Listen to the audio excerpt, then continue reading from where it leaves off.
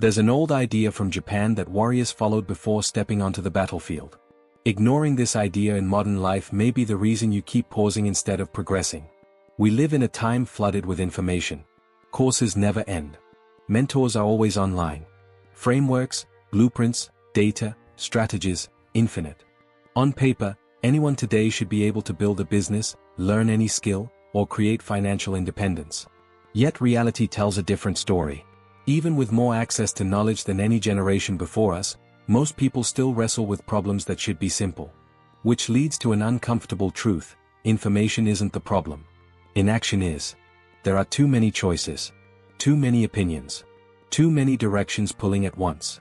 And instead of moving forward, we lock up. You want to launch something, so you research endlessly. You want to switch careers, so you keep preparing a little longer. You feel a creative spark, then overanalyze it until the fire dies. Eventually, the question appears, why can't I just start? Because you're trapped inside your own thinking. Overthinking isn't laziness. It's often a sign of high ambition. But it comes at a cost. Some studies exaggerate how many decisions we make daily. More realistic research suggests hundreds, sometimes close to 1,000, choices that demand mental energy. Each one drains you. Add fear. Add expectations. Add self-doubt. And before action even begins, your mind is already tired. That's how thinking becomes paralysis. You spend so long preparing to move that movement never happens. Centuries ago, the Japanese noticed this pattern. They named a mental state meant to bypass it, often translated as emptiness. Not emptiness as in blankness. Not mysticism. But a condition where action flows without mental resistance. Miyamoto Musashi wrote about this in the Book of Five Rings. He explained that within emptiness lies clarity, not confusion. Direction without clutter. He wasn't describing calm meditation. He was describing survival. In combat, hesitation means defeat. There's no time for calculation. You move, or you lose. And life works the same way. Every opportunity offers two paths: act, or think until the chance disappears. Most people choose the second. Not intentionally, but because they were trained to. School rewards analysis. Markets reward comparison. Society punishes mistakes. So you plan, replan, over-prepare.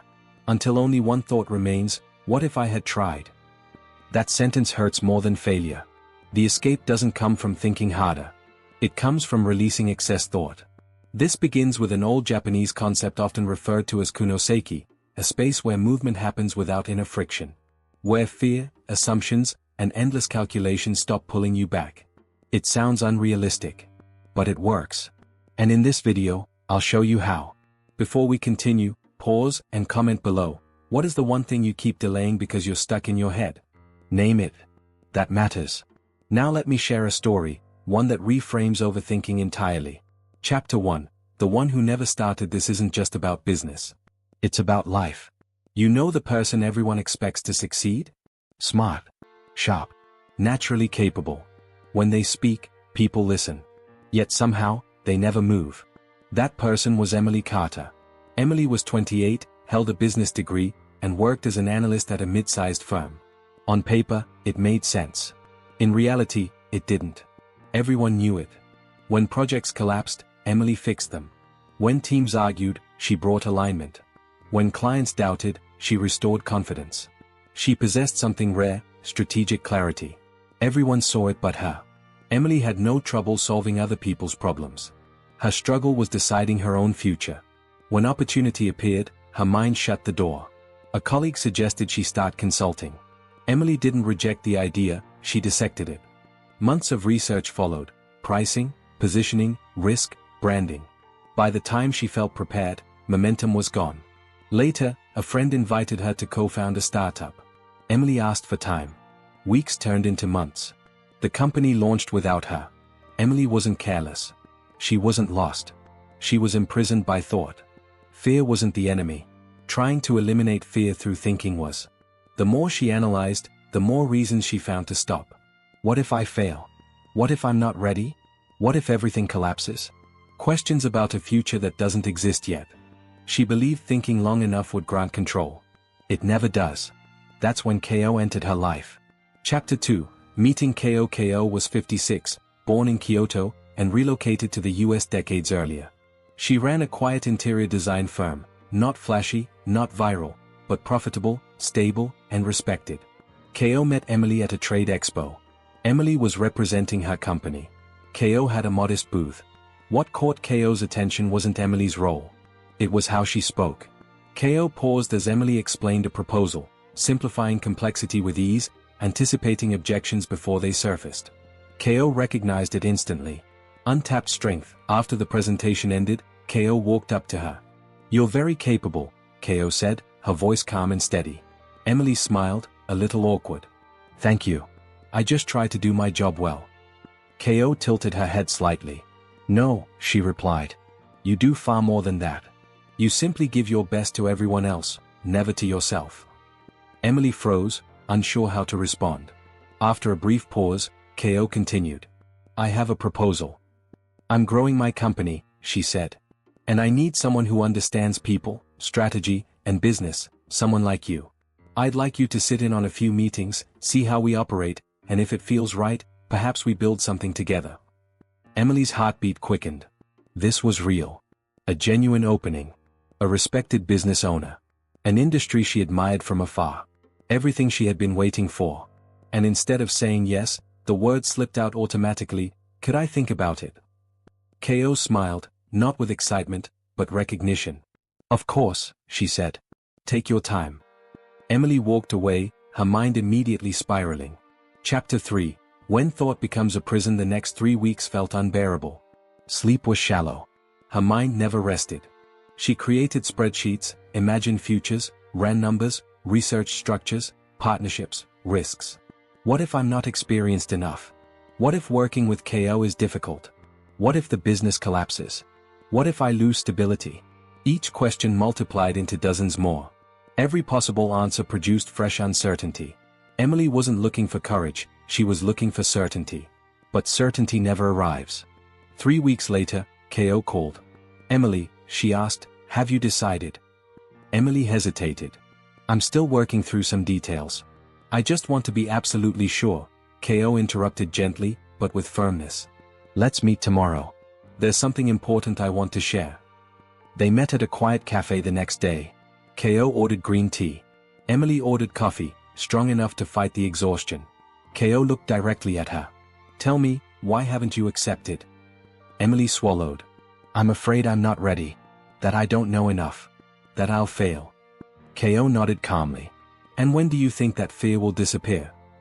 Emily stayed silent. "It won't," Ko said softly. "Because you're not waiting to be ready. You're waiting to feel certain." Emily felt her chest tighten. "Certainty is an illusion," Ko continued. "And chasing it will keep you frozen forever." After a moment, Ko leaned back. "When I was young, my grandfather taught me an old Japanese idea. He practiced kendo, the way of the sword. He called it kunoseki, the realm of emptiness." Emily frowned slightly. "Emptiness?" "Not emptiness without meaning," Ko explained. "Emptiness without interference. Where thought doesn't interrupt action." Ko lifted her cup and took a slow sip. "In a sword fight, if you pause to plan, you lose. There's no room for hesitation. The body already knows what to do, the mind just has to stop getting in the way." Emily listened, fully present. "Do you know why I approached you?" Ko asked. Emily shook her head. "Because I see what you refuse to acknowledge: intelligence, leadership, clarity. But I also see something else." Ko paused. "You're trapped. Not by lack of ability, but by excessive thinking." Tears welled in Emily's eyes. "I was once the same," Ko said quietly. "When I came to the US, I was terrified. Afraid of failing. Afraid of not belonging. Afraid of losing everything. I almost never started my company." "What changed?" Emily whispered. Ko answered without hesitation. "Thinking doesn't remove fear. Movement does. You'll never feel completely sure," she continued. "But you can move anyway. Courage isn't the absence of fear, it's acting while fear is present." Ko gently placed her hand over Emily's. "You don't need the whole map," she said. "You just need to take the first step. The path reveals itself through motion." Emily wiped her eyes. For the first time in weeks, her mind felt quiet. "Clear. I'm in," Emily said. "I want to do this." Ko smiled. Good. We begin Monday. Chapter 4, Moving Without Resistance. Emily barely slept that night, not from anxiety, but anticipation. She began studying Kunoseki more deeply. And the idea slowly sharpened. It wasn't about silencing thought. It was about refusing to let thought delay action. Being present instead of predictive. Trusting motion over control. Choosing progress instead of perfection. For the first time, Emily stopped waiting for certainty. She was finally in motion. She read about Miyamoto Musashi, the Book of Five Rings, and the concept of mushin, a mind unburdened by excess thought. And everything aligned. Her struggles were never about ignorance. They were about mental overload. She didn't need more knowledge. She needed less noise. When she officially joined Ko's company, something surprised her immediately. Ko didn't obsess over flawless planning. When a client arrived, Ko didn't disappear to perfect details. She created a draft, shared it, adjusted it, and delivered. It doesn't need to be perfect, Ko would say. It just needs to move forward. Emily, who once waited until everything felt airtight, watched in disbelief. Yet clients loved it. They felt involved. They appreciated momentum. They trusted the process. Gradually, Emily adopted the same rhythm. She acted on what was possible instead of waiting for what was perfect. She treated mistakes as information. She focused on what mattered, and ignored the rest. And the business grew. Not because Emily became smarter, she already was. But because she became lighter. Free from constant pressure. Free from the need to control every outcome. Free to act. Within 6 months, the partnership flourished. And something Emily had never felt before emerged: purpose, without weight. Chapter 5, The Invitation. 1 year later, Ko called Emily. "I'm traveling to Kyoto to visit my family," Ko said. "And I'd like you to come with me." Emily laughed in disbelief. "Are you serious?" "Yes," Ko replied. "I want you to meet people there, artisans, masters, ordinary individuals who live this way every day." Emily felt a quiet thrill. "You helped me rebuild my life," Ko said. "Now I want to widen your view." They traveled 2 weeks later. And what Emily experienced in Japan stayed with her. She met a potter who never measured his work. He shaped clay by instinct, and no two pieces were the same. "If I think too much," he said, shaping the clay, "it stiffens. It pushes back." She later met a sushi chef who worked without written formulas or strict measurements. "I don't follow recipes," he explained. "I listen. To the fish. To the rice. Food isn't equations, it's expression. And expression can't be calculated." She also trained briefly with a kendo practitioner who still practiced daily at 70. "I don't oppose my opponent," he said. "I move alongside him. By the time he strikes, I've already shifted. Not because I planned it, because my body understood." That's when it clicked. Kunoseki wasn't carelessness. It wasn't lack of discipline. It wasn't ignorance. It was action aligned with essence, not driven by fear. It meant trusting what had already been learned, instead of endlessly hunting for reassurance. It meant standing fully in the present, without pretending the future could be controlled. When Emily returned home, fear hadn't vanished. But it no longer dictated her decisions.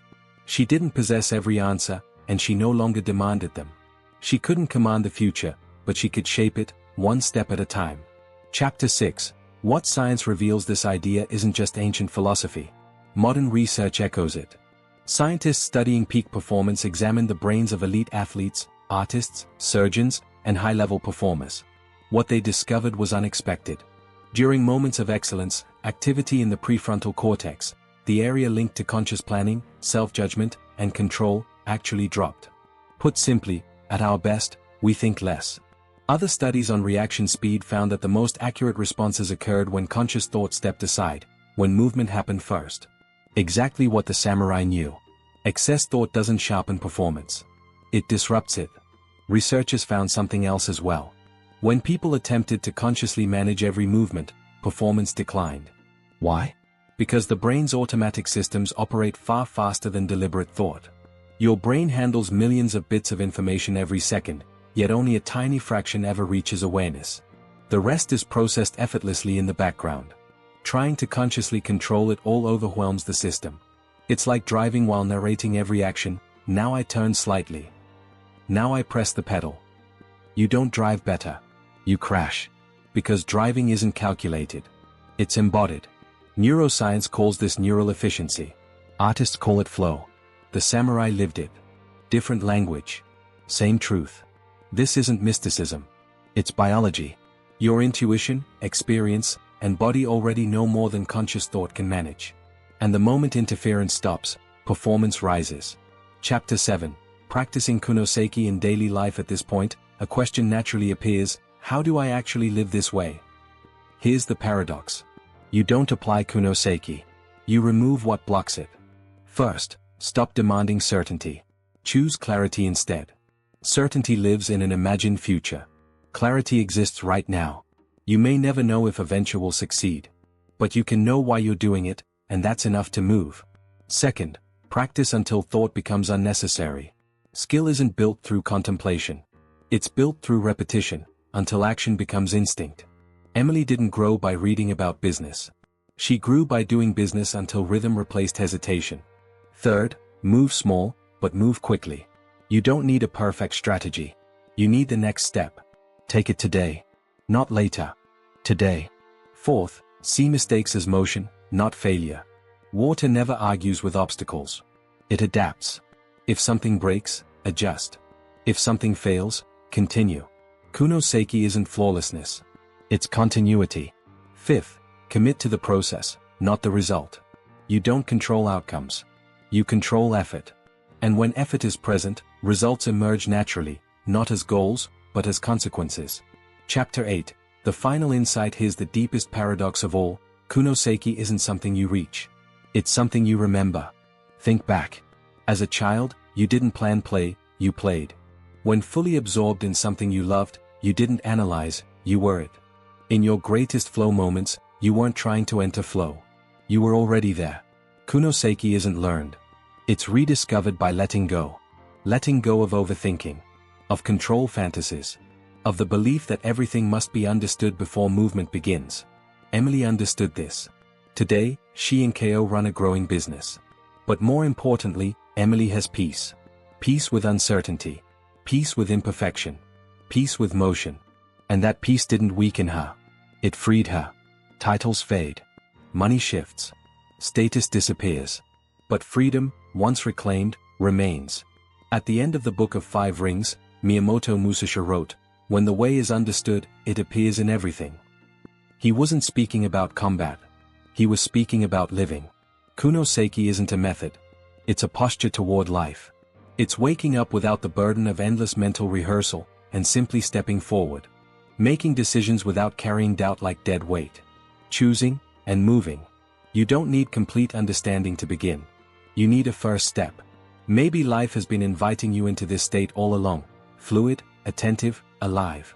But you were so busy analyzing that you missed it. You were already inside it. So here's the invitation. Release excess thought. Choose motion. Understand this, Kunoseki isn't somewhere ahead of you. It's here. Now. This moment. You don't need to chase it. You don't need to dissect it.